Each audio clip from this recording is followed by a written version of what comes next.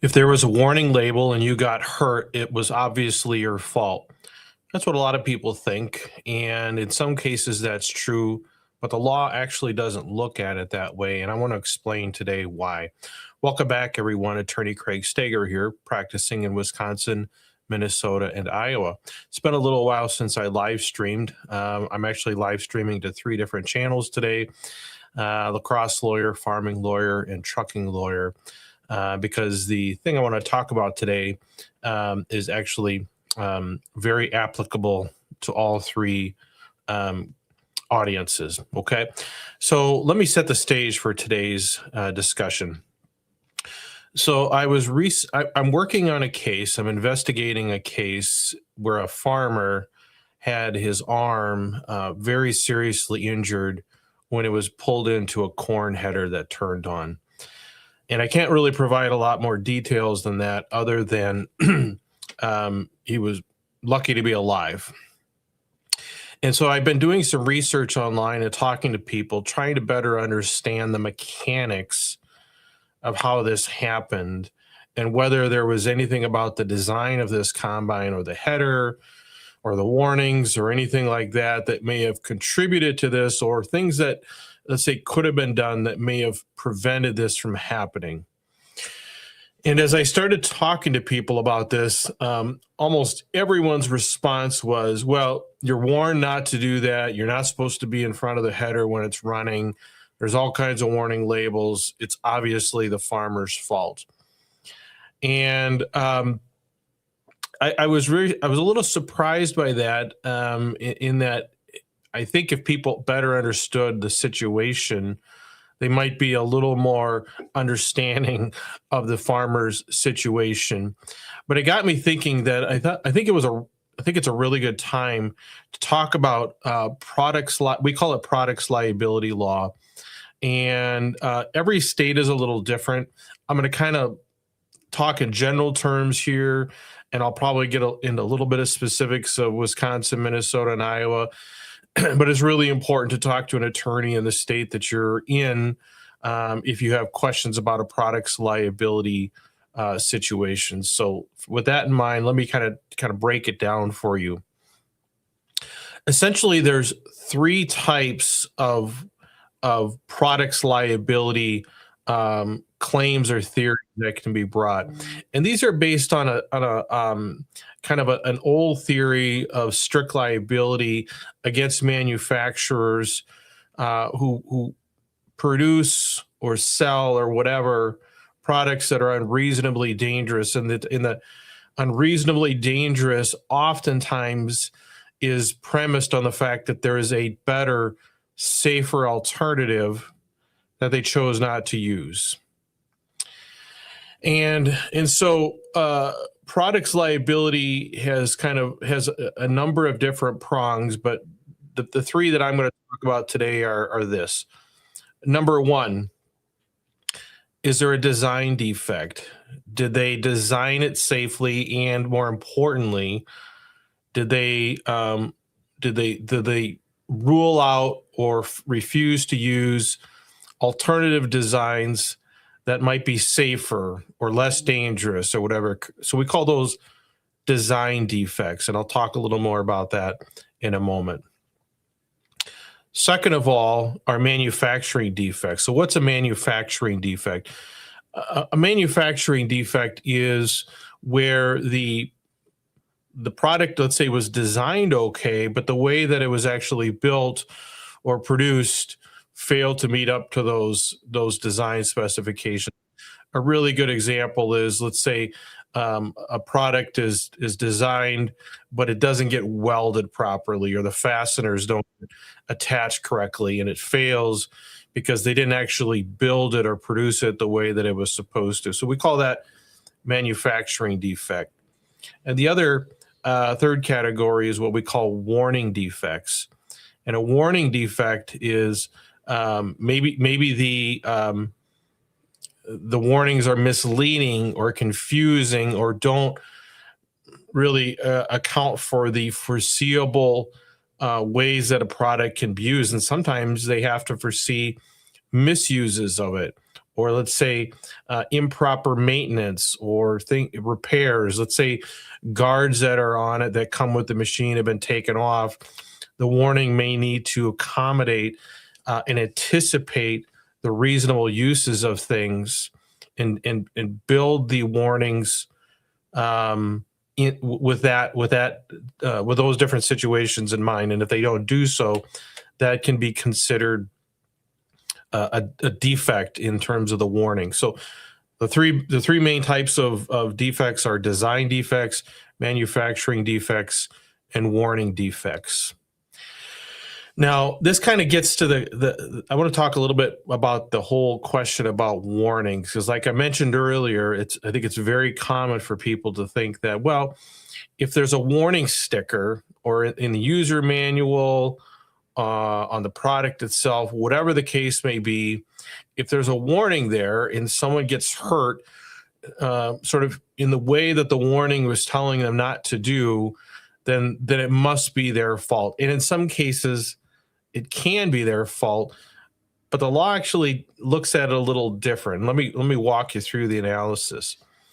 So generally speaking, and again, this will differ by states, but generally speaking, there's kind of a three-step hierarchy of how manufacturers are to try to eliminate risks and hazards with products. So number one is to eliminate the hazard. Can we just get rid of the hazard entirely?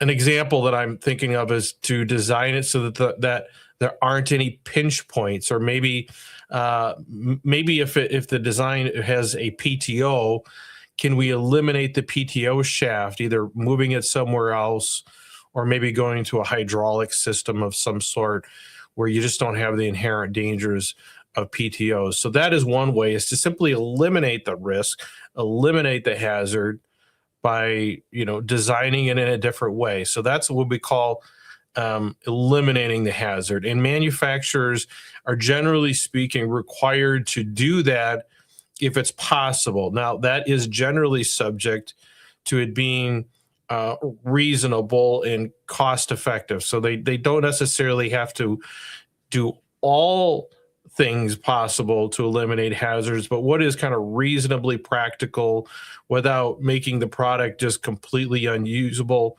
unworkable, or let's say cost prohibitive. So that's kind of the first step, is to eliminate the hazard if the hazard can be eliminated.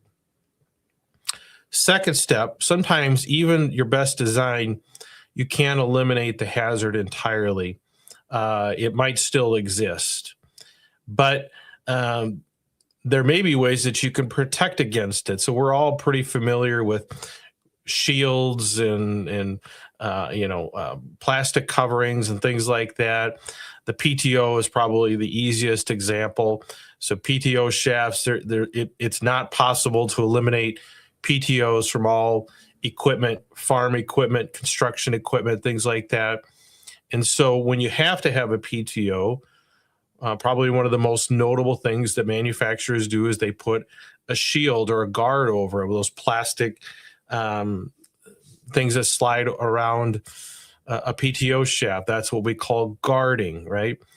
That greatly reduces the risk associated with PTOs, but it doesn't eliminate them. But it is obviously far safer than just having an unprotected PTO just spinning around, because if you've been around farming at all, you understand the hazards and the dangers of PTOs and how quickly they can grab onto something and seriously injure or kill someone.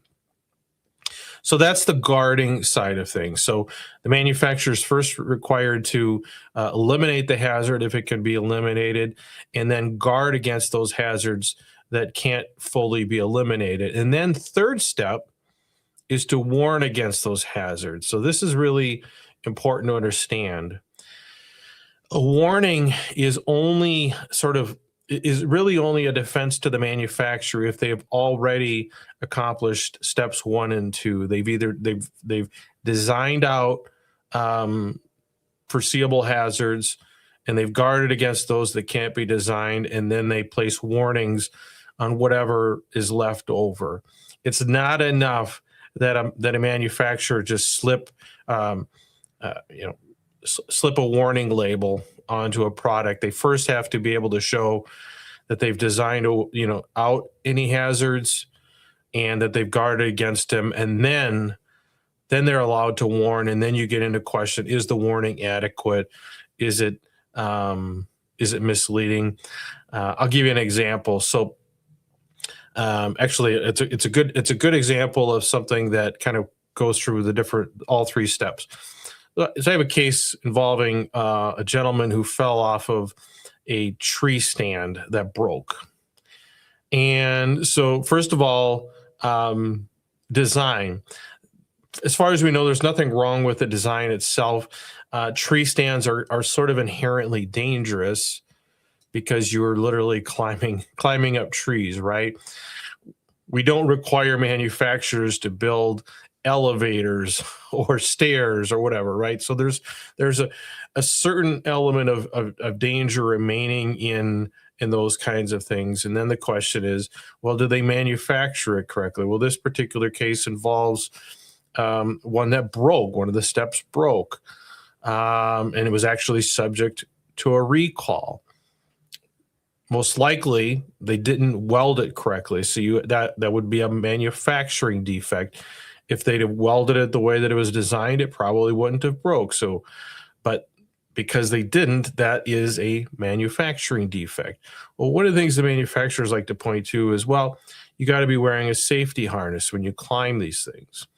Well, the problem is it may not be possible, and in fact, may actually make it more dangerous to be using a harness and trying to adjust it as you climb things. So sometimes warnings either aren't practical or actually make things more dangerous. And so that's why sometimes you get into litigation or lawsuits about the warning itself and is it adequate. So that's kind of how the law treats things. But the one really important thing I want to emphasize is this.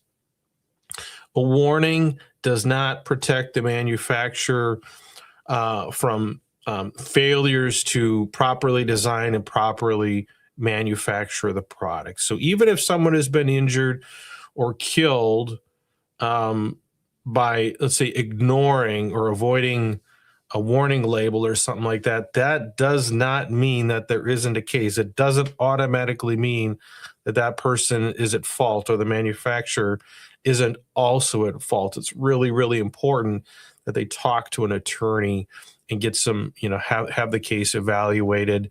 And maybe there is an alternative design. Maybe there was a safer way to do it. Maybe they knew about it.